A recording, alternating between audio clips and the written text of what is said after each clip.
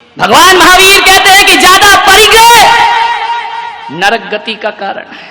ध्यान, तत्वाद सूत्र में कहा बब्बारम परिगत्व सा नारकस्या विषा, नरक में जाता है वो जीव जो बहुत आरंभ परिग्रह रखता है। महावीर की नजरों में एक हिंसा करने वाला उतना पापी नहीं है।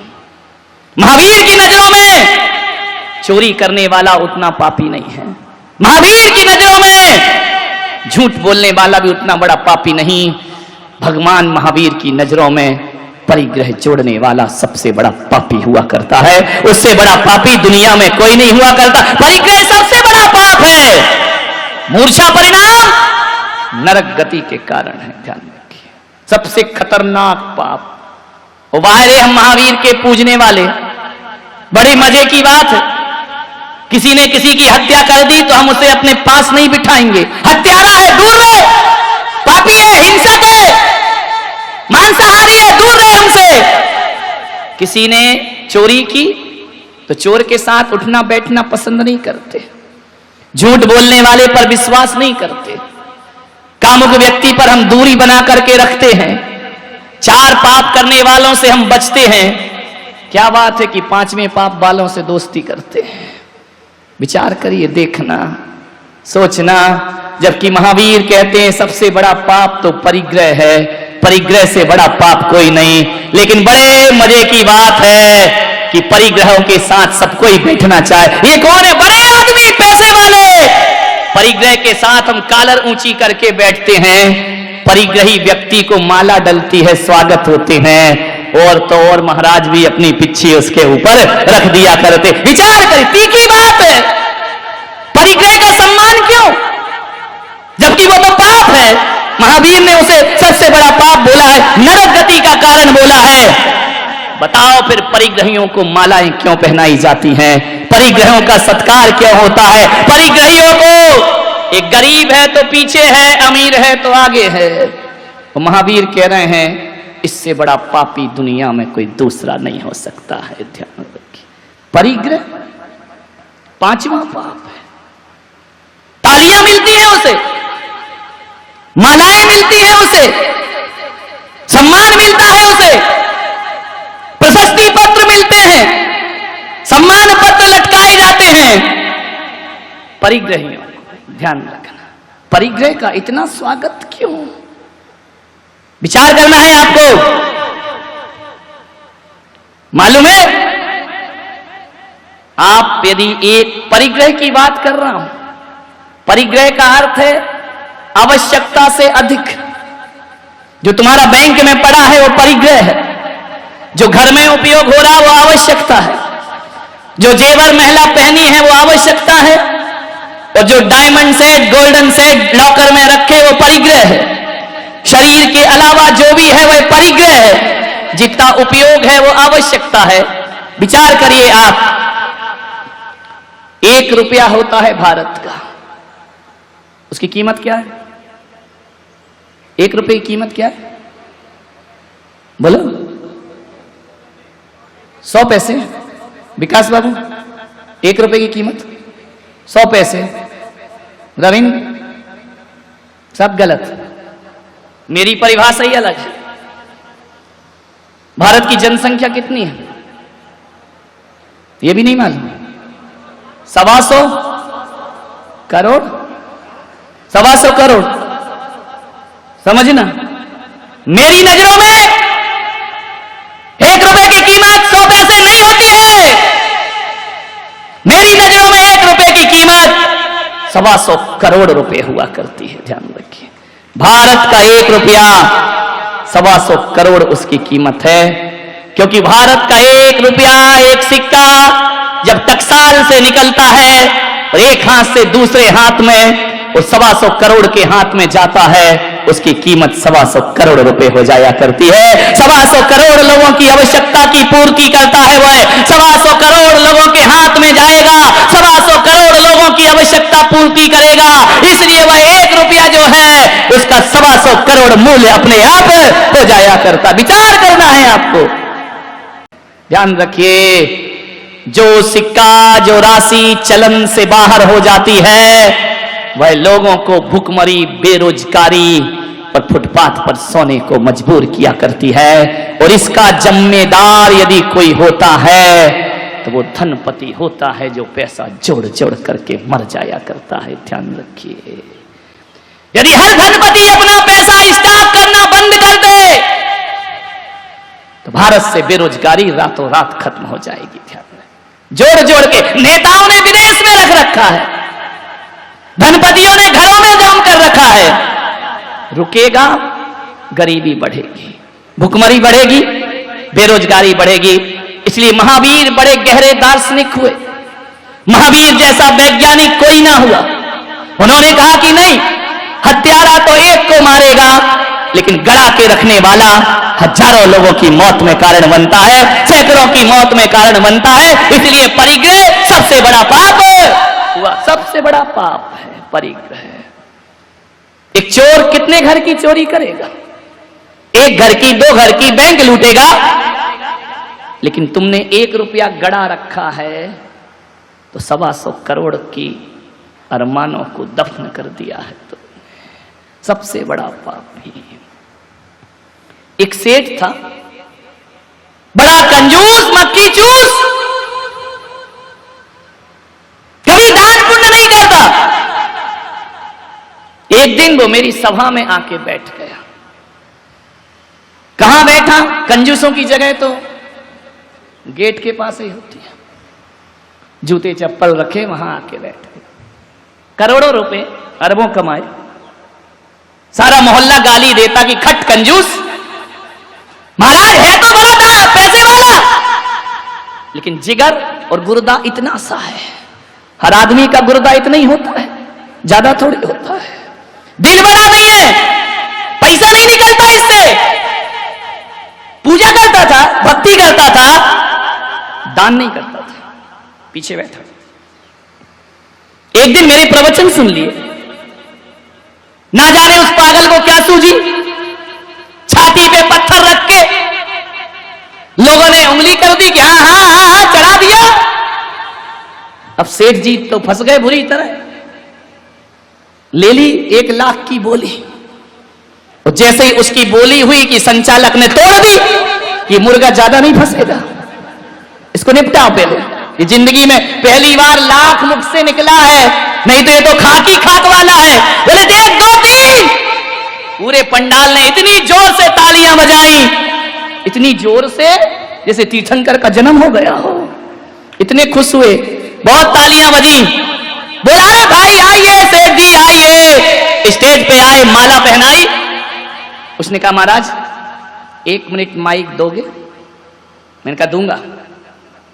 बोले आपसे शिकायत है। मैंने कहा करो, परवाह नहीं। बोले महाराज ये बोली मैंने ली नहीं है, मैं तो ये देख रहा था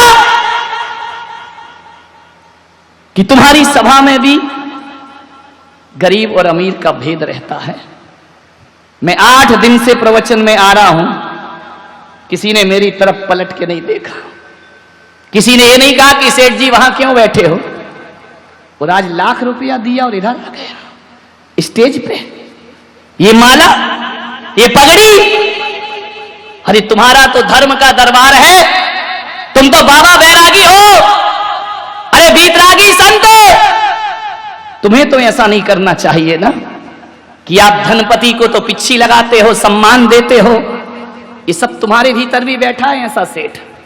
बात तुम्हारी है, कह मैं रहा हूं, तुम कह नहीं पाते हो कि महाराज का हाथ तो पैसे वालों के ऊपर है, महाराज की पिच्छी तो वहीं लगेगी, उसे ही टाइम मिलेगा, उसे ही वक्त मिलेगा, उसे ही वात्सल्य मिलेगा। सेठ ने कहा कि आप भी ये भेदभाव करते, हम तो संसारी लोग हैं, हम तो करेंगे ही करेंगे। आप सन्यासी हो, ना आपके आगे कोई ना पीछे कोई, फिर धनपतियों के सिर पे हाथ क्यों रखते हो? प्रश्न बहुत अच्छा था, भरी सभा में पूछा। मैंने कहा उत्तर मुझे भी आते हैं। मैंने कहा बिल्कुल सही कहा आपने। और मैं तो क्या, दुनिया का हर संत धनपतियों का स्वागत तो कराते ही है। दूर से भी दिख जाए, आइए साहब, पगड़ी पहनाओ, माला पहनाओ, स्टेज यहां बैठिए, मैंने कहा एक बात बता दे सेठ, पैसा तेरे पास इस बोली के 5 मिनट पहले भी था और पैसा अब भी है। बोल 5 मिनट पहले तुझे कोई देखता नहीं था, तेरी तरफ नजरें नहीं करता था, 5 मिनट में कहानी बदल गई। यही लोग ताली बजाने लगे, यही लोग तेरा स्वागत करने लगे। मैंने कहा सेठ सोच क्यों हो रहा है ये स्वागत? तेरे पास पैसा है इसलिए स्वागत नहीं हो रहा, पैसा तो 5 मिनट पहले भी था, तूने पैसा छोड़ा है इसलिए तेरा स्वागत हो रहा है। ध्यान रखिए, पैसा रखने का स्वागत थोड़ी है। तूने जिंदगी में पहली बार त्याग का भाव बनाया है और संत की सभा में यदि स्वागत होता है तो तुम्हारी भरी हुई तिजोरियों का नहीं होता, तिजोरियां जो परोपकार में लगती हैं उसमें संत की सभा का स्वागत होता। यदि ये नहीं देता तो तेरा स्वागत नहीं होता, त्याग से स्वागत हुआ है। मैंने कहा सेठ लाख रुपए छोड़ा है तो यहां बिठा दिया, अरे पूरा छोड़ तुझे वहां बिठाने की ताकत रखता हूं। महावीर का दर्शन, महावीर का चिंतन, महावीर की सोच, ये पूरा छोड़ दे, तन के कपड़े भी छोड़ दे, यहां बिठाने की बात तो छोड़। महावीर कहते हैं कि सिद्धालय तेरा इंतजार कर रहा है, ये परिग्रह छोड़, मोक्ष तेरा इंतजार कर रहा है। और अभी तू जिस पैसे को जोड़ता है, जा पहले मोक्ष में जाकर रहे, सारी दुनिया अपनी झोली तेरे सामने फैला देगी। कौन कहता है कि परिग्रह का सम्मान है? परिग्रह का कोई सम्मान करता है? सम्मान तो अपरिग्रह का। आज तेरी जिंदगी में 1 लाख अपरिग्रह की भावना जगी, उस अपरिग्रह ने तुझे माला पहनवा दी। ध्यान रखना। एक साधु था, उसके साथ एक नया नया सन्यासी बन गया जोगी। एक दिन कमरे में बैठकर नोट गिन रहा है, दान दक्षिणा ली 11,000, 20,000, 25,000। वृद्ध साधु को अच्छा नहीं लगा, उसने कहा कि तू पागल है क्या? जिस दौलत को हम लात मार के आए हैं उसे तू कमरे में गिनता है, लोगों की श्रद्धाओं के साथ खिलवाड़ कर रहा है, नोट अपने पास रखता है। अरे छोड़ दे पागल, तेरा सन्यास का रास्ता है। जानते हो, उस युवा सन्यासी ने कहा कि बाबा जी ये प्रवचनबाजी स्टेज पे ही करना, बाप बड़ा ना भैया सबसे बड़ा। तो बोले बाप आप तो तू छोड़ आया, बोले टका हरता टका करता टका मोक्ष प्रदायकम, बिना टका के तो मोक्ष भी नहीं मिलता है। बाबा कल की रोटी का जुगाड़ नहीं होगा, तुम बूढ़े हो मैं जवान हूं, मैं आज की दुनिया को जानता हूं, पैसा बहुत जरूरी है। बूढ़े ने कहा चलो छोड़ो, दुष्ट बुद्धि का है, एक दिन संभल जाएगा, छोड़ो, अवसर दिया, कोई बात नहीं। एक दिन बूढ़ा सन्यासी और जवान सन्यासी जंगल से गुजर रहे थे, रात घिरने को आई, सांझ ढलने लगी, गोधूली की वेला। बूढ़े सन्यासी ने कहा कि रात बहुत हो रही है, ये नाव वाला चला रहा है नाव, पूछ उससे हमें उस पार कराएगा क्या? उसने कहा अभी पूछता हूं। दौड़ा दौड़ा युवा सन्यासी गया, बोले नाविक क्या हमें उस पार पहुंचाएगा? नाविक ने कहा सुबह से आज किसका मुंह देखा मैंने, बोहनी बट्टा तो हुई नहीं, और शाम को घर जाने का समय है, ये बाबा बैरागी अक्खड़ फक्कड़ इनके पास होगा क्या? चलो चलो मैं नहीं कराता नाव पार। युवा सन्यासी ने कहा क्या चाहिए? बोले उतरवाई लगेगी। बोले देंगे।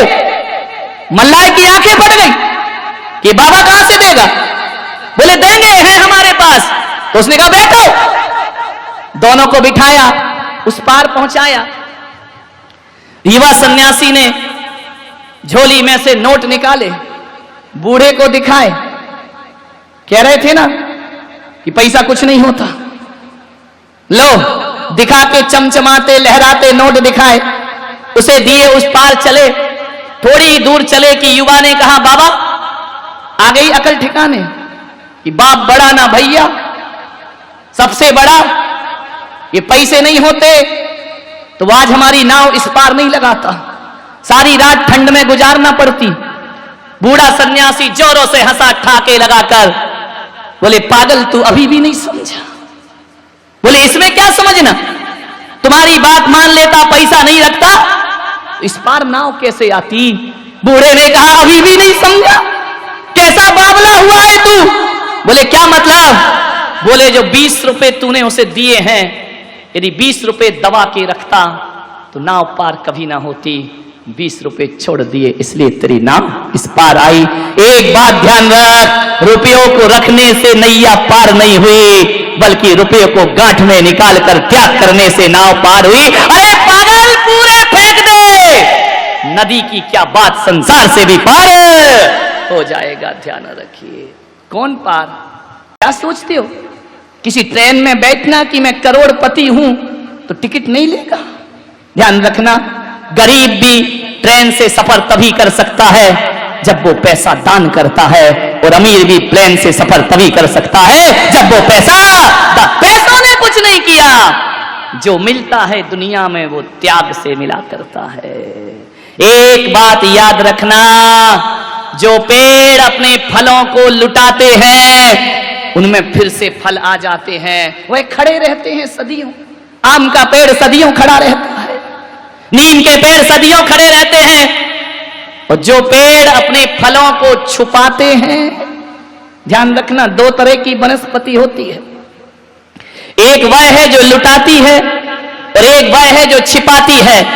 जो लुटाती है उनमें लौट लौट कर फल आते हैं, और जो वनस्पति अपने फलों को छिपाती है, छिपाने वाली वनस्पति जमीकंद आलू को छिपा के रखती है धरती के भीतर, प्याज को छिपा के रखती है, लहसुन को छिपा के रखती है, गाजर मूली छिपा के रखती है। जो फलों को छिपाते हैं वो जड़ से उखाड़े जाते हैं, और जो फलों को लुटाते हैं वो सदियों जीवन का आनंद मना। जड़ से उखड़ती है वनस्पति, आलू जड़ से उखड़ेगा, ध्यान रखना, प्याज जड़ से उखड़ेगी, लहसुन जड़ से उखड़ेगी, क्योंकि इनकी जोड़ने की प्रवृत्ति है, और आम जड़ से कभी नहीं उखड़ता, उसकी छोड़ने की प्रवृत्ति हुआ करती है। ध्यान रखिए।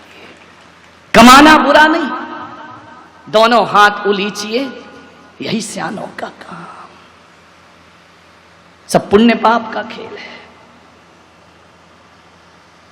चामुंड राय यदि अपनी दौलत से गोमतेश्वर बाहुबली की स्थापना ना करते तो अरबों की संपदा के बाद भी इतिहास में उनका नाम अमर ना होता। लेकिन जब चामुंड राय 57 फीट की मूर्ति स्थापित दक्षिण में कर देते हैं तो सारा युग से 7वां अजूबा कह करके पूजा करता है। चामुंड राय का दान धन वही है, जोड़ने का नाम धन नहीं, जो धन छोड़ा है हकीकत में वही धन हुआ करता है। जो जोड़ के रखता है वह मिट्टी है, और जो छोड़ा जाता है वो सोना हो जाया करता है। ध्यान रखें। उत्तम त्याग, त्याग का दिन है आज। दान के गुण गाएंगे। त्याग और दान में बड़ा अंतर है, जमीन आसमान का अंतर है। त्याग का दिन है और दान के गुण गा रहे हैं। औषधि शास्त्र अभय आहारा, दान 4 प्रकार 4 संग को दीजिए, अभी पूजा में पढ़ा होगा।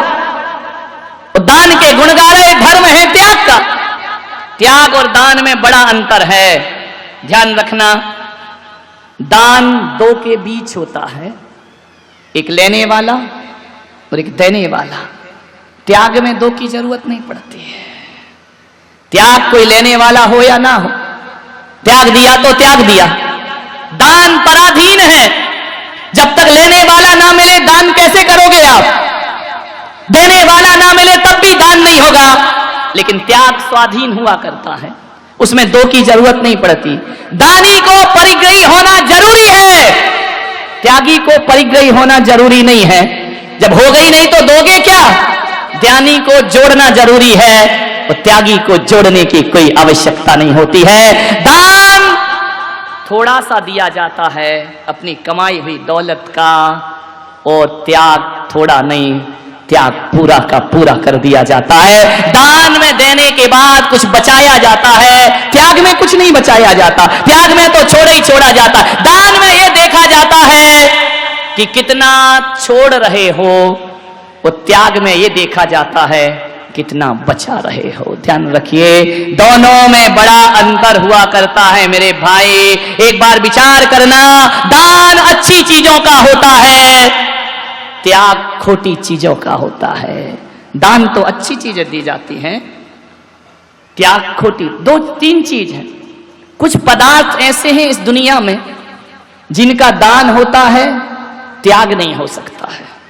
कुछ चीजें ऐसी हैं जिनका त्याग होता है लेकिन दान नहीं हो सकता है। कुछ चीजें ऐसी हैं जिनका त्याग भी होता है और दान भी होता है। ध्यान रखिए, विचार करना, भगवान महावीर का चिंतन देखना। मेरा अपना कुछ नहीं, मैं तो सेल्समैन हूं, माल तो महावीर का है, दुकान तो वहां की है, हम तो व्यापार बढ़ा रहे हैं उनका। ध्यान रखिए, महावीर ने कहा कुछ चीजें ऐसी जिनका दान नहीं होता, उनका त्याग ही होता है। जैसे क्रोध, आप किसी से कह सकते हो कि मैं थोड़ा सा क्रोध तुम्हें दान में देना चाहता हूं, कोई लेगा लेने वाला? क्रोध है, मान है, माया है, राग द्वेष है, इनका दान नहीं होता मेरे भाई, इनका हमेशा त्याग हुआ करता है। राग द्वेष त्यागने की चीज है, क्रोध त्यागने की चीज है, इनका दान कभी नहीं होता, ये केवल त्यागने योग्य हैं। हमारी बुराइयां, किसी को बुराई दान में दे सकते हो कि भाई मेरे जीवन में ये बुराई है, मैं तुझे दान में देता हूं? बुराइयों का दान नहीं होता, बुराइयों का त्याग हुआ करता है। दान, ध्यान रखें, दान ऐसी चीज है, कुछ चीजें ऐसी जिनका दान होता है, त्याग नहीं होता। जैसे जीवन दान, इसका दान तो कर सकते हो, त्याग नहीं कर सकते हो। जैसे ज्ञान दान, मैं तुम्हें ज्ञान का दान तो दे सकता हूं, लेकिन मैं अपने ज्ञान का त्याग नहीं कर सकता हूं। ध्यान रखिए, कुछ चीजें ऐसी जिनका त्याग नहीं होता।